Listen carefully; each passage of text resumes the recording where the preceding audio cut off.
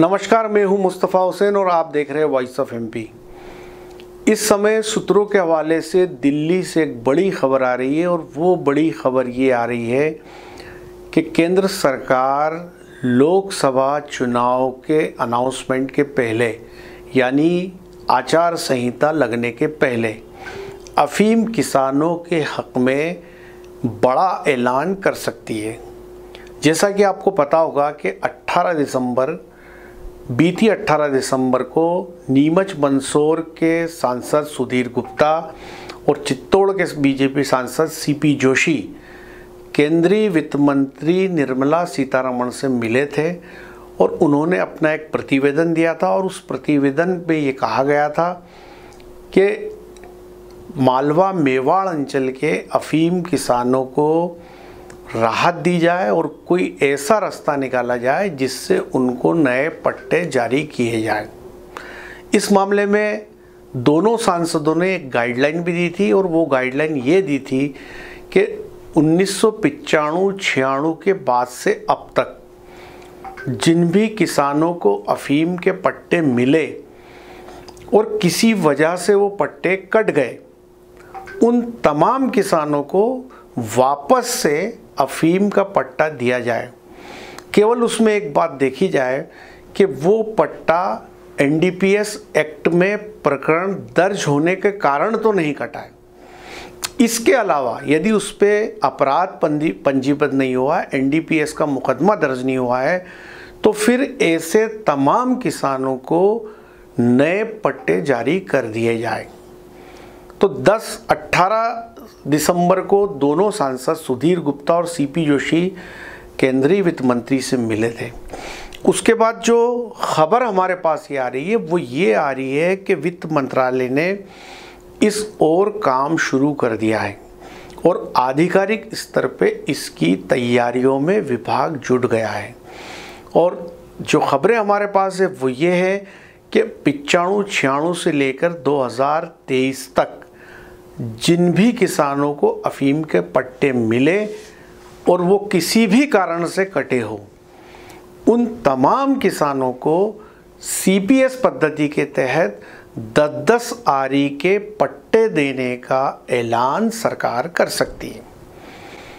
इसमें एक ख़ास बात यह है कि केवल उन किसानों को पट्टे नहीं दिए जाएंगे जिन पर एनडीपीएस एक्ट में अपराध पंजीबद्ध हुआ है। दूसरी ख़ास बात है कि इसमें सरकार ये भी निर्णय ले सकती है कि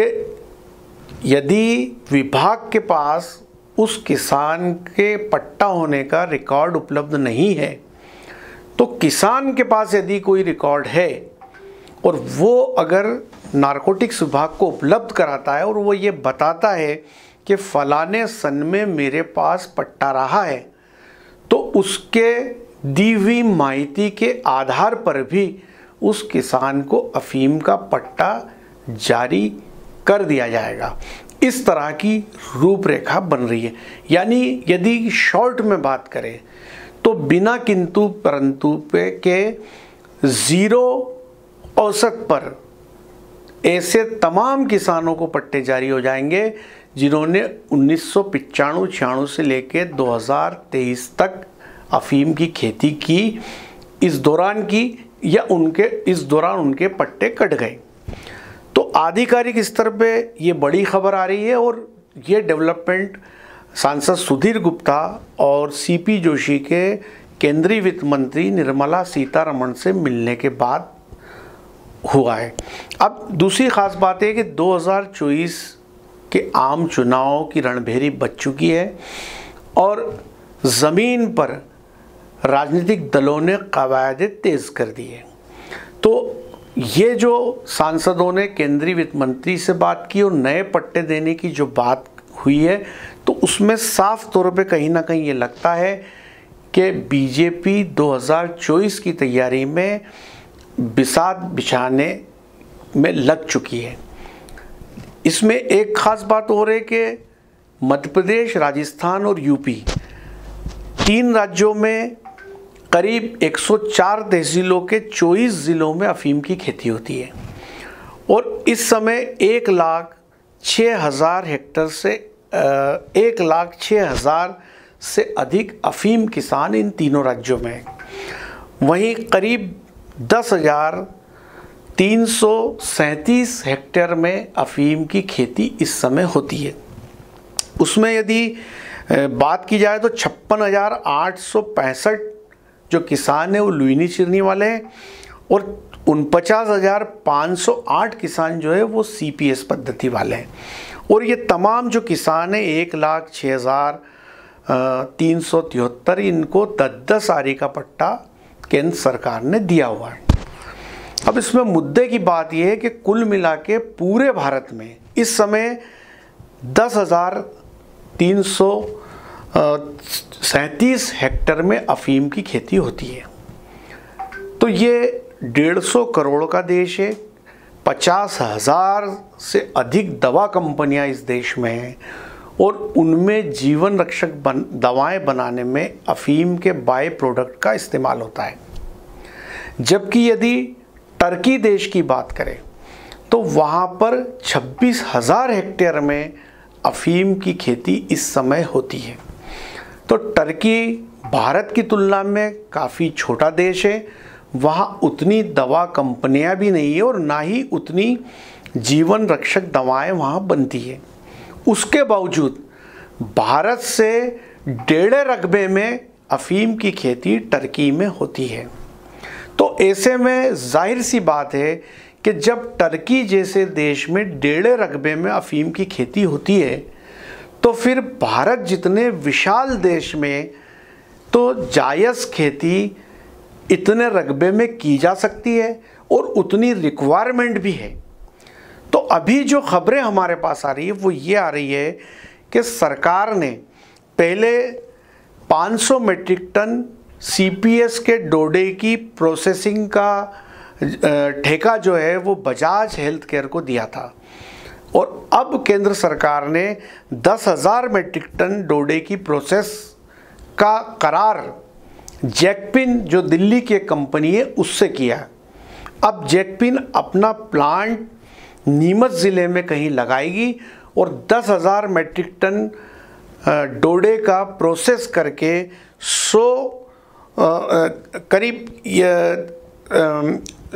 10,000 मीट्रिक टन डोडे का वो प्रोसेस करेगी और रिफाइन जो मार्फिन है वो सरकार को देगी। तो अब सवाल ये उठता है कि जब इतने बड़े पैमाने पे जैकपिन के साथ करार हुआ है तो जाहिर सी बात है कि उसको प्रोसेस के लिए डोडा भी सरकार को देना है। तो एक तरफ जहाँ पे हमारे देश में 50,000 से ज़्यादा दवा कंपनियाँ हैं, उनमें अफीम के बाई प्रोडक्ट का इस्तेमाल जीवन रक्षक दवा बनाने में होता है। दूसरी तरफ हमारे यहाँ उतनी अफीम की खेती नहीं होती जितनी दवाओं में जितनी ज़रूरत अफीम के बाई प्रोडक्ट की पड़ती है। तो ऐसे में सरकार अब मेक इन इंडिया की बात कर रही है और उस लाइन पे वो जाना चाहती है और अफीम की खेती को मेक इन इंडिया के पैटर्न पे लाना चाहती है कि जब हमारे देश में इतने बड़े पैमाने पे दवा कंपनियां हैं, जीवन रक्षक दवाएं बनती है, तो आखिर क्यों नहीं उनके लिए वो बाई प्रोडक्ट सरकार खुद उपलब्ध कराए, भारत में ही पैदा होने चाहिए। तो उसी के मद्देनज़र अब जो बात निकलकर सामने आ रही वो ये आ रही है कि सरकार लोकसभा चुनाव की आचार संहिता के पहले अफीम नीति का ऐलान कर सकती है और उस ऐलान में करीब 50,000 नए लाइसेंस 10-10 आरी के सरकार जारी कर सकती है। और ऐसे में जाहिर सी बात है कि और ये जो 50,000 नए लाइसेंस होंगे वो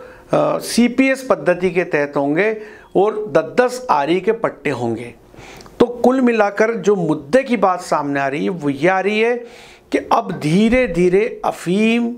को सरकार मेक इन इंडिया के तर्ज पे ले जाना चाह रही है, अफीम की खेती को, और वो हिंदुस्तान के अंदर ही उतनी अफीम से बाई प्रोडक्ट बनाना चाहती है जितनी दवा कंपनियों को ज़रूरत होती है। इसीलिए सरकार ने पहले बजाज हेल्थ केयर के हाथ में ये काम सौंपा,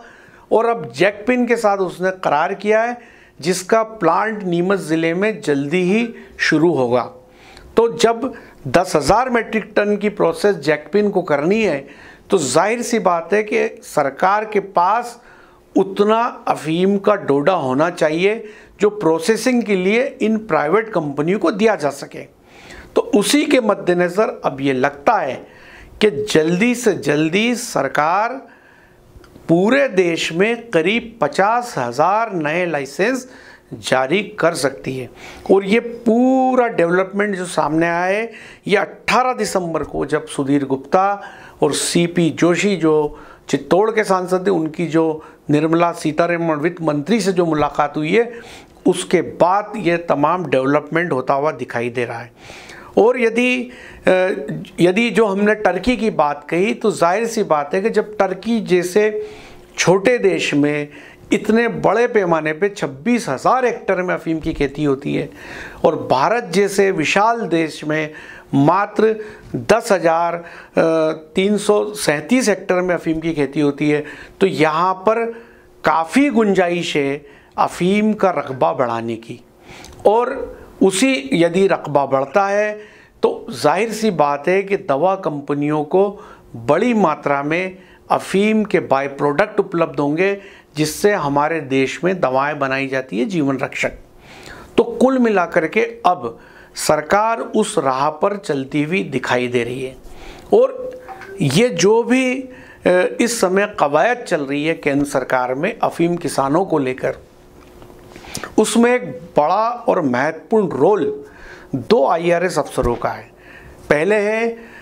मध्य प्रदेश के नारकोटिक्स उपायुक्त डॉक्टर संजय कुमार मीणा और दूसरे हैं अफीम फैक्ट्री के general manager doctor Naresh Bundel.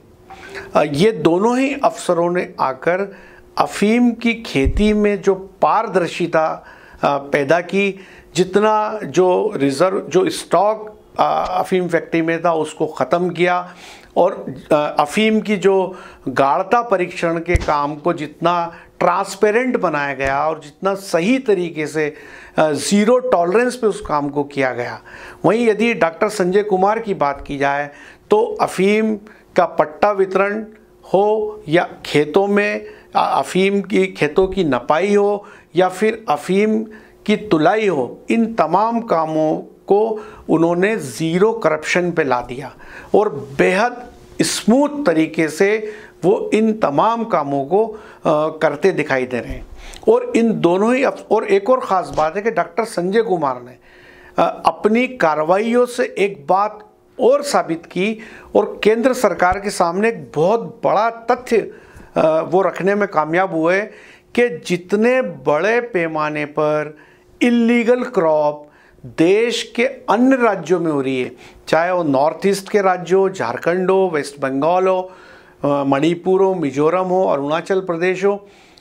उसकी तुलना में जो अफीम उत्पादक अंचल है वहाँ पर ऊँट के मुंह में जीरे जितनी लीगल खेती हो रही है, लेकिन उन राज्यों में जो इल्लीगल क्रॉप हो रही है वो काफ़ी बड़े पैमाने पर हो रही है और वहाँ से बहुत बड़े पैमाने पर अफीम और उसके बाय प्रोडक्ट की तस्करी हो रही है। और इसको लेकर उन्होंने कई केसेस भी बनाए। तो कहीं ना कहीं उसमें ये बात भी आई कि यहाँ से अफीम या डोडा चूरा या उसके बाय प्रोडक्ट तस्करी उतनी नहीं हो रही है जितनी इल्लीगल क्रॉप ओपियम की जहाँ होती है वहाँ से उल्टा इन इलाकों में हो रही है। तो डॉक्टर संजय कुमार मीणा की ने जो इस दिशा में कार्रवाइयाँ की, उससे भी कहीं ना कहीं अफीम की वैध खेती करने वाले किसानों को जो बार बार कलंक का टीका लगता था कि वो अफीम या उसके बाय प्रोडक्ट की तस्करी करते हैं, वो कलंक भी धुला है। तो कुल मिलाकर के ये पूरे मामले को लेकर जो एक स्वच्छ और साफ छवि अफीम किसान की मालवा मेवाड़ के अफीम किसानों की बनी है, तो उसको लेकर कहीं ना कहीं इसमें ये बात साफ आ रही है कि केंद्र सरकार को भी अब लगने लगा है कि जितनी ईमानदारी से इन अफीम के वैध खेती करने वाले किसान जितनी ईमानदारी से अफीम की खेती कर रहे हैं, तो उनको उस दिशा में आगे बढ़ाया जाए और मेक इन इंडिया की तर्ज पर अफीम की खेती को किया जाए, ताकि प्रचुर मात्रा में यदि भारत में अफीम की खेती होती है उससे बड़ी मात्रा में मॉर्फिन पैदा होगी और उस रिफाइन मॉर्फिन से जो बाय प्रोडक्ट बनते हैं दवाओं के लिए वो हम भारत में ही पैदा कर पाएंगे और यही की दवा कंपनियां उसका इस्तेमाल कर पाएगी। एक और ख़ास बात है कि वॉइस ऑफ एमपी लंबे समय से बात कहता आ रहा है कि जब हमारे घर में गेहूं की खेती होती है, हम गेहूं उपजाते हैं, तो फिर हम क्यों जावरा गोल्ड का आटा लाके खाएंगे। जाहिर सी बात है कि हमारे घर में गेहूं पैदा होते हैं तो निश्चित तौर पे हम उसी गेहूं को पिसवा कर उसकी रोटी खाएंगे। और इसी बात को लेकर बार बार वॉइस ऑफ एमपी ने केंद्र सरकार और केंद्र सरकार से जुड़े जनप्रतिनिधियों को आगाह कराया था कि जब हमारे यहाँ पर बेहतर तरीके से अफीम की खेती करने वाले किसान हैं, यहाँ पर प्रचुर मात्रा में अफीम पैदा की जा सकती है, तो फिर दवाओं में इस्तेमाल होने वाले अफीम के बाय प्रोडक्ट्स का आयात विदेशों से क्यों किया जाए, उसको यहीं उपजाया जाए। और उसी बार बार जो आवाज़ उठाई, तो आज केंद्र सरकार और उससे जुड़े प्रतिनिधि उस दिशा में चलते हुए दिखाई दे रहे हैं। और हो सकता है आने वाले कुछ ही दिनों में केंद्र सरकार एक बड़ा फैसला ले ले और 1995-96 से लेके 2023 तक जिन किसी किसानों को अफीम के पट्टे मिले थे और किसी कारण से कट गए, उन तमाम किसानों को सरकार 10-10 आरी का CPS में पट्टा जारी करने का ऐलान कर दे। केवल उसमें एक ख़ास बात यह रहेगी कि उन किसानों को पट्टा नहीं दिया जाएगा जिनके ऊपर NDPS का प्रकरण दर्ज हुआ है। और जो 18 दिसंबर को सांसद सुधीर गुप्ता ने निर्मला सीतारमण से मुलाकात के बाद जो वॉइस ऑफ एमपी से ख़ास चर्चा की थी, उसमें उन्होंने ये कहा था कि हमारा प्रयास है कि करीब 50,000 लाइसेंस केंद्र सरकार नए जारी कर दे। और यदि ऐसा हो जाता है तो निश्चित तौर पे अफीम उत्पादक मालवा, मेवाड़ और यूपी के हिस्सों में करीब 1.5 लाख अफीम के किसान लाइसेंसी होंगे।